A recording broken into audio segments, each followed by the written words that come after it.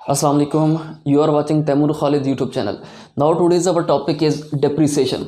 Depreciation is decrease in value of an asset due to its use or wear and tear. क्या है कि decrease in value of an asset. अब asset कौन सा? Non current asset, जिसको हम fix assets भी कहते हैं। और नॉन करंट एसेट या फिक्स एसेट्स ऐसे एसेट्स होते हैं जो बिजनेस को इकोनॉमिक बेनिफिट प्रोवाइड करें फॉर मोर देन 1 ईयर। इसका मतलब ये हुआ कि जो नॉन करंट एसेट्स हैं, जो फिक्स एसेट्स हैं, डेप्रिसिएट वो होंगे, ठीक है। और वो ऐसे एसेट जो कि टेंजेबल होंगे। अब टेंजेबल एसेट्स कौन से होते हैं? जो फिजिकली एग्जिस्टेंस, जिनकी फिजिकल एग्जिस्टेंस होती है, जिनको हम टच कर सकते हैं, जिनको हम सी कर सकते हैं, देख सकते हैं, वो क्या होते हैं? टेंजेबल एसेट्स होते हैं। तो जो टेंजेबल एसेट्स हैं वो क्या होते हैं? डेप्रिसिएट होते हैं। और डेप्रिसिएट क्यों होते हैं? बिकॉज उनको हम यूज़ करते हैं या उनकी वैल्यू में कमी आती है due to wear and tear. For example, business के पास एक व्हीकल है, एक ट्रक है, ठीक है। तो ट्रक जो है बिजनेस ने परचेज किया 1 जनवरी 2017 को। अब बिजनेस में उसकी जो यूजफुल लाइफ है दैट इज 10 ईयर्स। अब 10 ईयर्स तक वो एसेट जो होगा, यानी जो ट्रक अकाउंट है, ये जो ट्रक है वो यूज़ होगा बिजनेस में। अब बिजनेस को वो 10 ईयर्स तक इकोनॉमिक बेनिफिट प्रोवाइड करेगा। लेकिन अब मैं कहता हूँ कि बिजनेस ने एसेट्स को परचेज किया 1 जनवरी 2017 को फॉर रुपीज़ 5 मिलियन, मतलब 50 लाख रुपीज़ का परचेज किया। लेकिन अब जो ही साल गुजरेगा तो अल्टीमेटली उसकी वैल्यू में कमी आ जाएगी। अब जैसे 2-3 साल गुजरेंगे तो अल्टीमेटली उसकी वैल्यू में और ज़्यादा कमी आ जाएगी। अब वो कमी क्यों आ रही है उसकी वैल्यू में? Due to its use. अब वो जो कमी आ रही है वैल्यू में, डिक्रीज हो रही है वैल्यू उसकी, that is due to depreciation.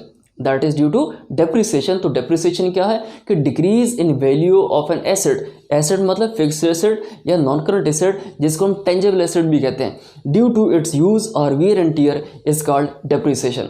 अब हम कैसे बात करते हैं फर्दर, इसमें जो टर्म्स यूज़ होंगी कि यूजफुल लाइफ। अब यूजफुल लाइफ हमने बात की कि जो ट्रक परचेज किया बिजनेस में, जो बिजनेस में यूज़ होगा अप टू 10 ईयर्स, तो वो उसकी यूजफुल लाइफ होती है। Useful life is the life during which asset provide economic benefit to the business. मतलब ये कि जो बिजनेस एंटिटी को जितने साल तक एसेट इकोनॉमिक बेनिफिट प्रोवाइड करेगा वो उस एसेट की क्या होगी? यूजफुल लाइफ होगी। अब जो ट्रक है वो 10 ईयर्स तक बिजनेस को इकोनॉमिक बेनिफिट प्रोवाइड करेगा, तो इसका मतलब है उस ट्रक की जो यूजफुल लाइफ है दैट इज़ 10 ईयर्स। तो यूजफुल लाइफ क्या होती है? जितनी लाइफ में, जितनी मतलब पीरियड, जितने पीरियड तक, जितना टाइम पीरियड एसेट जो है बिजनेस को इकोनॉमिक बेनिफिट प्रोवाइड करता है, उस टाइम पीरियड को, उस लाइफ टाइम को, उस टाइम पीरियड को हम क्या कहते हैं? यूजफुल लाइफ कहते हैं, ठीक है। इसके अलावा डेप्रिसिएबल अमाउंट। अब डेप्रिसिएबल अमाउंट का मतलब ये है कि एसेट की एक तो कॉस्ट प्राइस होगी, एक एसेट की स्क्रैप वैल्यू होगी। अब कॉस्ट प्राइस क्या होती है? कॉस्ट प्राइस वो प्राइस होती है जिस पर इनिशियली एसेट को परचेज किया जाता है या रिकॉर्ड किया जाता है। लेकिन कॉस्ट प्राइस मतलब सिंपल परचेज प्राइस नहीं होगी। अब मैं मिसाल के तौर पे कि एग्जांपल लेते हैं एक एसी की, कि बिजनेस ने एसी परचेज किया। अब एसी की जो वैल्यू थी वो 60,000 थी। बिजनेस ने एसी को कितने का परचेज किया? 60,000 का। लेकिन बिजनेस तक वो लाने, यानी जो बिजनेस जो मतलब बिजनेस की जो प्लेस है वहाँ तक लाने से, मार्केट से वहाँ तक लाने के लिए बिजनेस ने जो एक्सपेंस पे किया, यानी कैरेज पे किया, दैट इज़ ₹2000, ठीक है। अब 2000 वो, इसके अलावा बिजनेस के अंदर इंस्टॉलेशन पर भी कुछ ना कुछ खर्चा हुआ, दैट इज़ ₹4। मैं कहता हूँ कि इलेक्ट्रिशियन को जो बिजनेस ने पे किया दैट इज़ 3000। तो अब टोटल वैल्यू जो है कि 60,000 का एसी परचेज हुआ था और 2000 जो है उस पर जो ट्रैवलिंग एक्सपेंस या कैरेज जो बिजनेस ने पे किया था, और 3000 जो है उस पर फर्दर एक्सपेंस इंकर हुआ इलेक्ट्रिशियन का, उसको इंस्टॉल करने के लिए। तो टोटल जो वैल्यू इंकर हुई दैट इज 65,000। तो अब जो बुक्स ऑफ अकाउंट्स में एसेट जिस वैल्यू पर रिकॉर्ड होगा that is called cost price. हम प्रीवियस वीडियोस के अंदर हिस्टोरिकल कॉस्ट कॉन्सेप्ट को डिस्कस कर चुके हैं, या कॉस्ट कॉन्सेप्ट को डिस्कस कर चुके हैं। वो यही कॉन्सेप्ट है कि एसेट इनिशियली किस प्राइस पर रिकॉर्ड होगा? कॉस्ट प्राइस पर, और फिर हम उसकी लाइफ एस्टिमेट करेंगे।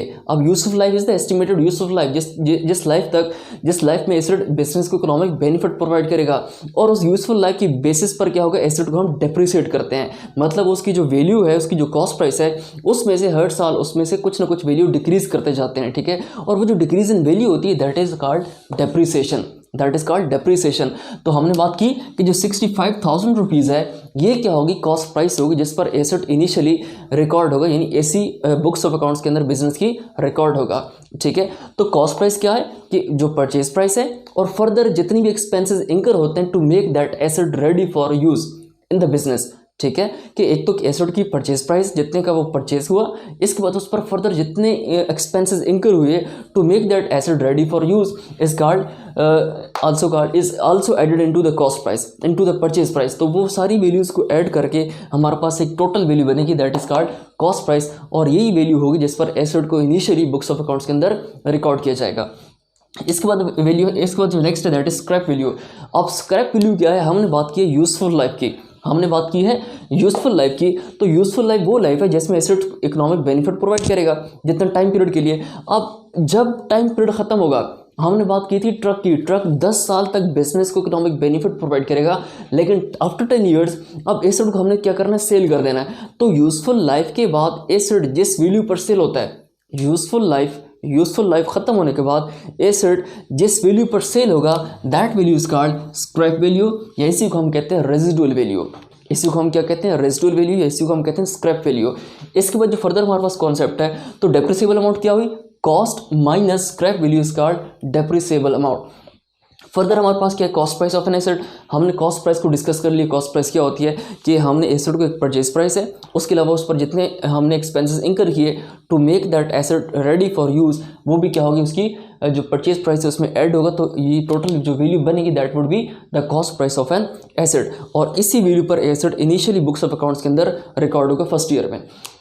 इसके अलावा जो है दैट इज स्क्रैप वैल्यू या रेजिडुअल वैल्यू हम डिस्कस कर चुके हैं कि वो वैल्यू जिस वैल्यू पर एसेट सेल होगा after ending of useful life. ठीक है, यूजफुल लाइफ जब एसेट की खत्म होगी तो जिस वैल्यू पर एसेट सेल होगा that is called scrap value और रेजिडुअल वैल्यू। इसके बाद हमने बात करनी है डेप्लीशन और अमोर्टाइजेशन की। डेप्लीशन और अमोर्टाइजेशन का मतलब ये है कि अब हमने बात की कि फिक्स एसेट्स क्या होते हैं या नॉन करंट एसेट्स क्या होते हैं, और हमने बात की कि 2000 टेंजिबल एसेट्स जिनकी फिजिकल एग्जिस्टेंस होती है, जिनकी क्या है, फिजिकल एग्जिस्टेंस होती है, जिनको हम टच कर सकते हैं, जिनको हम सी कर सकते हैं, those are called tangible assets. लेकिन जो डेप्लीशन है ये in case of wasting assets होती है। अब वेस्टिंग एसेट्स ऐसे एसेट्स होते हैं जिनकी लाइफ क्या है कि मतलब मैं कहता हूँ जैसे फॉर एग्जांपल हमारे पास जो मदनियात हैं, ठीक है, माइन है, तो माइंस है, तो वो हमारे पास क्या है, जैसे हमारे पास मैं कहता हूँ फॉरेस्ट है, ये क्या है कि इनकी वैल्यू मतलब नंबर जो है वो कम होता है, ये क्वांटम कम होता है इनका। ठीक है, तो जो डिक्रीज इन वैल्यू है ऑफ वेस्टिंग एसेट्स, ठीक है, तो उनमें जो कमी आती है, यानी जो फॉरेस्ट है उसको हम काटते हैं तो अल्टीमेटली उसमें कमी आ रही है, तो वो क्या होगा, दैट इज कॉल्ड डेप्लीशन। या कि मैं कहता हूँ कि एक हमारे पास ऑयल वेल है जिसमें से पेट्रोल निकलता है, डीजल वगैरह सारी चीज़ निकलती, गैस निकलती, तो अल्टीमेटली उसकी वैल्यू, उसमें जो मतलब अमाउंट है, जितनी वो उसके अंदर वो वैल्यू है वो आखिर मतलब निकालने से क्या होगी, कम होती जाएगी। ठीक है, तो जितनी वो कम होगी दैट इज़ कॉल्ड डेप्लीशन। तो आखिर में क्या होगा, एक टाइम आएगा कि वो टोटली उसके अंदर से वो चीज़ ख़त्म हो जाएगी। तो डेप्लीशन क्या है कि depletion is the decrease in value of wasting assets. कि वेस्टिंग एसेट्स क्या है कि जिनकी वैल्यू कम होते होते अल्टीमेटली ख़त्म हो जाती है। और अल्टीमेटली इसके बाद हमारे पास क्या, अमोर्टाइजेशन।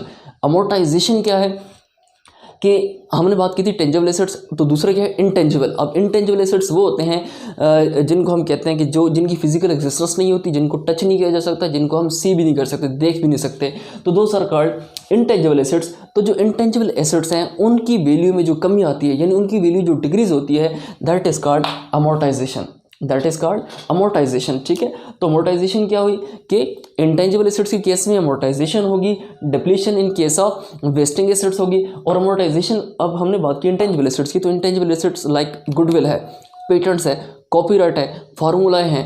ठीक है, तो ये क्या है आपके पास, इंटेंजिबल एसेट्स हैं। तो इनकी वैल्यू में जो कमी आएगी, ये कॉपीराइट्स भी, तो इनमें इनकी वैल्यू में जो कमी आएगी दैट इज कॉल्ड अमोर्टाइजेशन। तो इसके बाद हमारे पास एक टेबल है, टेबल की फॉर्म में हम देख लेते हैं, बॉक्स की फॉर्म में, सॉरी। तो डेप्रिसिएशन किस केस में होती है, इन केस ऑफ टेंजिबल एसेट्स। ठीक है, जिनकी फिजिकल एग्जिस्टेंस होगी, जिनको हम टच कर सकते हैं, जिनको हम सी कर सकते हैं। Amortisation in case of intangible assets होगी, ठीक है, जो इसके ऑपोजिट है, और depletion in case of wasting assets होगी। तो ये हमारे पास कुछ मेन पॉइंट्स है डेप्रिसिएशन के। इसके अलावा जो नेक्स्ट लेक्चर है उसके अंदर हम फर्दर पॉइंट्स डिस्कस करेंगे, और इसके बाद हम मेन जो टॉपिक है हमारा कि मेथड्स ऑफ डेप्रिसिएशन, जिसमें हम डिस्कस करेंगे स्ट्रेट लाइन मेथड क्या होगा, जिसको हम फिक्स्ड इंस्टॉलमेंट मेथड भी कहते हैं, जिसको हम ओरिजिनल कॉस्ट मेथड भी कहते हैं, या कंटिन्यूस मेथड भी कहते हैं, वो क्या होगा उसको हम डिटेल में डिस्कस करेंगे। और उसके बाद जो next method that is called reducing balance method. उसमें क्या होगा, हम क्या करते हैं, कैसे कैलकुलेट करते हैं डेप्रिसिएशन, कैलकुलेशन वो हम डिस्कस करेंगे। फिर इसके बाद हम जो डबल बैलेंस मेथड होता है 150% बैलेंस 200% बैलेंस वो कैसे कैलकुलेट होगा वो हम डिस्कस करेंगे। सम ऑफ ईयर डिजिट्स मेथड क्या होगा, कैसे कैलकुलेट होगा वो डिस्कस करेंगे। ठीक है, तो कमिंग वीडियोस आप फॉलो करते रहें, जो चैनल को फॉलो करें, वीडियोस को देखें। और आते इसके बाद जितने भी लेक्चर्स होंगे वो इंशाल्लाह डेप्रिसिएशन भी होंगे, मतलब 8-10 lectures at least 5 to 6 lectures at least depreciation भी होंगे, जिसमें डिटेल डेप्रिसिएशन के बारे में आपको बताऊंगा। ठीक है, तो ये लेक्चर यहीं तक रहा। इसके अलावा फर्दर इसमें जो मेन पॉइंट्स हैं डेप्रिसिएशन के अंदर जो हमने डिस्कस करने before going to the question वो हम इंशाल्लाह डिस्कस करेंगे। ठीक है, thank you so much for watching.